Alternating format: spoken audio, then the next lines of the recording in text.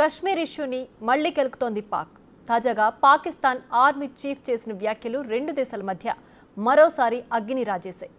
ఇటీవల పాక్ ప్రధాని మాట్లాడుతూ సమస్యలన్నిటిపై భారత్తో చర్చలు చేస్తామని అన్న తర్వాత తాజాగా ఆయన సమక్షంలోనే పాక్ ఆర్మీ చీఫ్ ఈ కీలక వ్యాఖ్యలు చేశారు. అయితే దీనిపై భారత్ కూడా ఘాటుగానే స్పందించింది. మీ స్థానమేంటో తెలుసుకుంటే బాగుంటుందంటూ చురకలు పెట్టింది. ఇంతకీ పాక్ ఆర్మీ చీఫ్ వ్యాఖ్యలేంటి, వాటి అర్థమేంటి? మతిలేక రెచ్చిపోయిన పాకిస్తాన్ మరోసారి కశ్మీర్పై అనుచిత వ్యాఖ్యలు. టూ కంట్రీస్ సిద్ధాంతానికి పాక్ టచ్. ఓవర్ యాక్షన్ చేసిన పాక్ ఆర్మీ చీఫ్.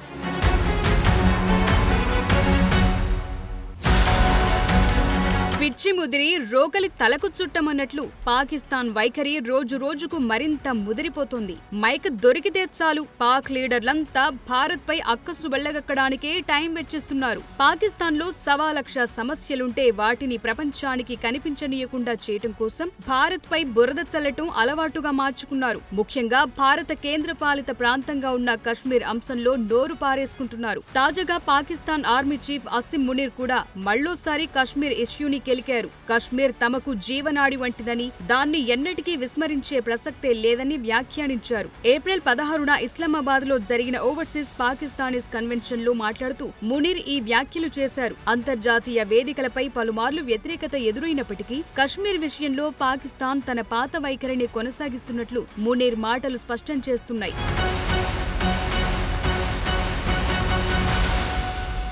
ఈ సమావేశంలో విదేశాల్లో నివసిస్తున్న పాకిస్తానీయులను ఉద్దేశించి మునీర్ ప్రసంగించారు. ఈ సందర్భంగా కశ్మీర్ అంశంపై తమ వైఖరి చాలా స్పష్టంగా ఉందని మునీర్ పునరుద్ఘాటించారు. కశ్మీర్ సోదరులను మేం అలా వదిలేయం అంటూ కశ్మీర్ పై తమ విధానంలో మార్పు లేదని ఆయన తేల్చి చెప్పారు. ఈ వ్యాఖ్యల ద్వారా కశ్మీర్ అంశాన్ని పాకిస్తాన్ అంత తేలిగ్గా వదిలిపెట్టదని ఆయన మరోసారి సంకేతాలు పంపారు. కశ్మీర్ ఎల్లప్పుడూ పాకిస్తాన్ కు కీలకమైందిగా ఉంటుందని, కశ్మీరీ ప్రజల హీరోయిక్ స్ట్రగుల్లు పాకిస్తాన్ వారిని విడిచిపెట్టదని ఆయన పేర్కొన్నారు. అయితే ఈ వ్యాఖ్యలతో భారత్ పాకిస్తాన్ మధ్య కశ్మీర్ వివాదంలో పాక్ స్థిరమైన వైఖరిని మరోసారి వెల్లడించినట్లయింది. Our stance, government stance on Kashmir is absolutely clear. It was our jugular vein, it is our jugular vein. We will not forget it, and we will not leave our Kashmiri brethren in their heroic struggle, what they are waging against the Indian occupation. And we have fought free war for Kashmir. అదనంగా general Munir రెండు జాతుల సిద్ధాంతాన్ని సమర్థించారు. హిందూ ముస్లింల మతం, ఆచారాలు, సంప్రదాయాలు, ఆకాంక్షలు వేరువేరంటూ వ్యాఖ్యానించారు. అందుకే పాకిస్తాన్ సృష్టి జరిగిందని వాదించారు. అలాగే విదేశాల్లో ఉన్న మీరంతా పాకిస్తాన్ రాయబారులు, మీరు ఉన్నతమైన భావజాలం, సంస్కృతికి చెందినవారనే విషయాన్ని మర్చిపోవద్దని అన్నారు. హిందువులతో పోలిస్తే మన సంస్కృతి, సంప్రదాయాలు, ఆశయాలు భిన్నమని మన పూర్వీకులు భావించారు. అదే రెండు దేశాల సిద్ధాంతానికి పునాది వేసింది అన్నారు. పాకిస్తాన్ కోసం మన పెద్దలు ఎంతో పోరాడారని, ఈ గాథను తరువాతి తరాలకు చెప్పటం మర్చిపోవద్దని, అప్పుడే వారికి పాకిస్తాన్ తో ఉన్న బంధం బలంగా ఉంటుందని మునీర్ అన్నారు. దేశంలో ఉగ్రవాద కార్యకలాపాల వల్ల పెట్టుబడులు రాకపోవచ్చని కొందరు భయపడుతున్నారని ప్రస్తావిస్తూ, ఉగ్రవాదులు దేశ భవిష్యత్తును హరించగలరని మీరు భావిస్తున్నారా అని మునీర్ పరోక్షంగా ప్రశ్నించారు. పాకిస్తాన్ కు బలోచిస్తాన్ గర్వకారణమని కూడా ఆయన వ్యాఖ్యానించారు. ఇక ఈ వ్యాఖ్యలు భారత్ పాకిస్తాన్ సంబంధాల్లో ఉద్రిక్తతలను మరింత పెంచే అవకాశం ఉంది.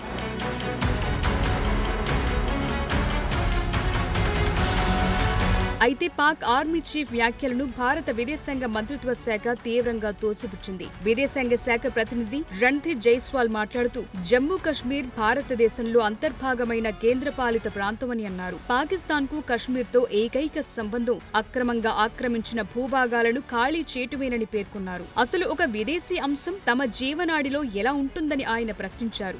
How can anything foreign be in there in a jugular vein? It is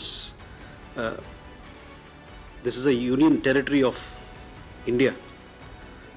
Its only relationship with Pakistan is the vacation of illegally occupied territories by that country. అయితే పాకిస్తాన్ చేస్తున్న రెచ్చగొట్టే వ్యాఖ్యలు, ముఖ్యంగా జనరల్ అసిమ్ మునీర్ చేసిన జీవనాడి వ్యాఖ్య కశ్మీర్ అంశంలో పాకిస్తాన్ దృఢమైన వైఖరిని తెలియచేయడంతో పాటు భారత్తో ఉద్రిక్తతలను కొనసాగించే ఉద్దేశాన్ని స్పష్టంగా సూచిస్తున్నాయి. ఈ రెండు వ్యాఖ్యలు రెండు దేశాల మధ్య ద్వైపాక్షిక సంబంధాలను మరింత దిగజార్చటమే కాకుండా అంతర్జాతీయ వేదికలపై వివాదాస్పద చర్చలను రేకెత్తిస్తాయనటంలో సందేహం లేదు. అయితే భారత్ ఈ వ్యాఖ్యలను దౌత్యపరంగా దృఢంగా ఎదుర్కోవటం మాత్రమే కాకుండా కశ్మీర్ తన సార్వభౌమ భూభాగంలో అంతర్భాగమని మరోసారి స్పష్టం చేసింది.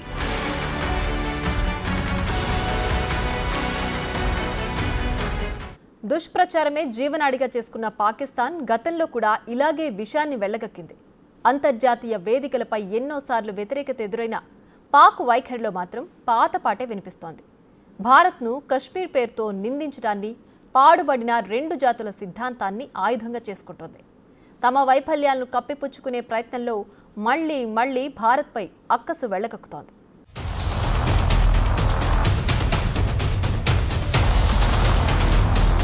కశ్మీర్ అంశంలో పాకిస్తాన్, ముఖ్యంగా దాని సైనిక, రాజకీయ నాయకులు తరచుగా భారత్ను రెచ్చగొట్టి వ్యాఖ్యలు చేస్తూనే ఉన్నారు. ఈ వ్యాఖ్యలు కాశ్మీర్ విధానాన్ని కేంద్రంగా భారత్పై ఆరోపణలు, రెచ్చగొట్టే డ్రామాలు, చరిత్రను వక్రీకరించే ప్రయత్నాల్లో భాగంగా ఉన్నాయి. చారిత్రకంగానే కాక ఇటీవలి కాలంలో ఇవి మరింతగా పెరుగుతున్నాయి.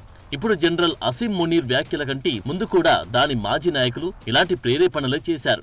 పాకిస్తాన్ నాయకులు, ముఖ్యంగా సైనికాధిపతులు కాశ్మీర్ను పాకిస్తాన్ జీవనాడి, అసంపూర్తిగా ఉన్న ఎజెండా అని పిలిచారు. గతంలో జనరల్ పర్వేజ్ ముషరఫ్ తన పాలనలో కాశ్మీర్ను పాకిస్తాన్ జాతీయ గుర్తింపుతో ముడిపెట్టారు. దీని తర్వాత భారత్పై ఉగ్రవాద కార్యకలాపాలకు మద్దతిచ్చినట్లు ఆరోపణలు ఎదుర్కొన్నారు.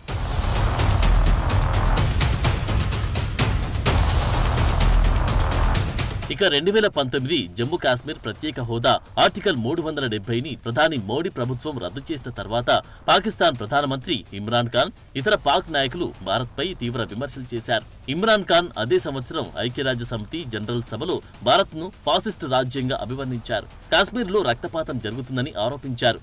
అయితే ఈ వ్యాఖ్యలు భారత్ను రెచ్చగొట్టేలా ఉన్నాయంటూ అంతర్జాతీయంగా వివాదాస్పదమయ్యాయి. నిజానికి పాకిస్తాన్ సైన్యం, దాని ఇంటర్ సర్వీసెస్ ఇంటెలిజెన్స్ ఐఎస్ఐ కాశ్మీర్లో ఉగ్రవాద సంస్థలకు మద్దతిస్తున్నాయని భారత్ ఎప్పటినుండో ఆరోపిస్తుంది. లష్కర్-ఇ-తొయిబా, జైషే-మహమ్మద్ వంటి సంస్థలు పాకిస్తాన్ పంచెలో బతుకుతూ భారతదేశంలో ఉగ్రవాద దాడులు చేసిన సందర్భాలున్నాయి. 2008 ముంబై దాడులు, 2016 ఉరి దాడుల వంటివి ఇందులో భాగంగానే ఉన్నాయి. అయితే అన్ని సందర్భాల్లోనూ పాకిస్తాన్ నాయకులు మాత్రం తమ దేశం ఉగ్రవాదానికి మద్దతు ఇవ్వడం లేదని, కాశ్మీర్లో స్వాతంత్ర పోరాటం జరుగుతుందని వాదిస్తూ భారత్ను రెచ్చగొడుతూనే ఉన్నారు.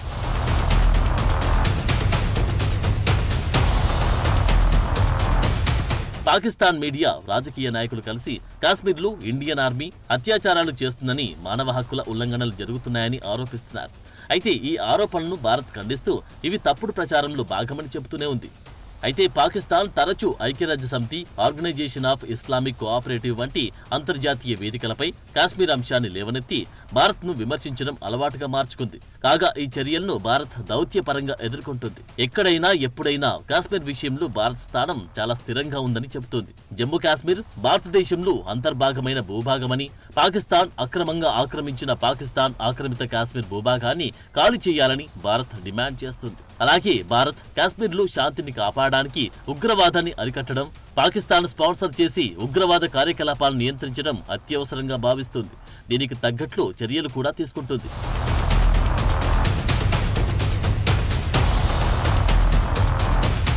ఇక జనరల్ మునీర్ సమర్థించిన రెండు జాతుల సిద్ధాంతం అనేది భారత ఉపఖండంలో హిందువులు, ముస్లింలు రెండు వేర్వేరు జాతులుగా ఉన్నారని చెప్పే వాదన. ఈ రెండు జాతుల మతం, సంస్కృతి, ఆచారాలు, జీవన విధానం, రాజకీయ ఆకాంక్షలు పరస్పరం విభిన్నమని వాదించి రాజకీయ భావజాలం. అయితే ఈ సిద్ధాంతం 1947లో భారతదేశ విభజనకు, పాకిస్తాన్ సృష్టికి పునాదిగా నిలిచింది. అలాగే ఇది కాశ్మీర్ వివాదంతో కూడా ముడిపడి ఉంది. ఎందుకంటే పాకిస్తాన్ ఈ సిద్ధాంతాన్ని కాశ్మీర్ను తమ భాగంగా చేసుకోవడానికి ఆధారంగా ఉపయోగిస్తుంది.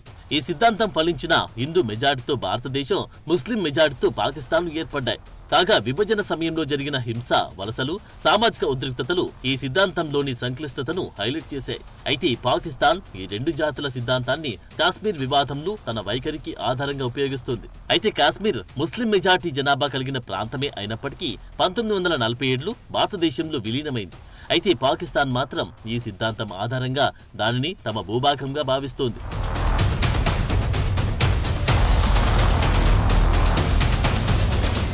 పాకిస్తాన్ వాదనను భారత్ తిరస్కరిస్తూనే ఉంది. జమ్మూ కాశ్మీర్ భారతదేశ సార్వభౌమ భూభాగంలో అంతర్భాగమని, రెండు జాతుల సిద్ధాంతం చారిత్రకంగా విభజనతో ముగిసిన అంశమని పేర్కొంటుంది. భారత్ తన మల్టీకల్చరల్, మల్టీ రిలీజియన్ సమాజంలో హిందువులు, ముస్లింలు, ఇతర మతాల ప్రజలు సమైక్యంగా జీవిస్తున్నారని వాదిస్తోంది. ఈ సిద్ధాంతం గతంలో హిందూ ముస్లిం ఐక్యతను దెబ్బతీసిందని, విభజన సమయంలో హింస వలసలకు కారణమైందని విమర్శకులు కూడా అంటున్నారు. అంతెందుకు పాకిస్తాన్లోనే ఈ సిద్ధాంతం ఏకైక ముస్లిం గుర్తింపును సృష్టించడంలో సవాలును ఎదుర్కొంది. ముఖ్యంగా 1971లో తూర్పు పాకిస్తాన్ అంటే బంగ్లాదేశ్ విడిపోవడం దీనికి అతిపెద్ద ఉదాహరణగా ఉంది. అందుకే కొందరు విశ్లేషకులు ఈ సిద్ధాంతాన్ని కాలం చెల్లినదిగా పేర్కొంటారు. ఎందుకంటే ఆధునిక దేశాలు మతం కంటే ఆర్థిక, సామాజిక అభివృద్ధిపై దృష్టి పెడుతున్నాయి. ఇంత ఆధునిక ప్రపంచంలో కూడా పాక్ పాతపాటే పాడడం దాని చాదస్తానికి నిదర్శనంగా ఉంది.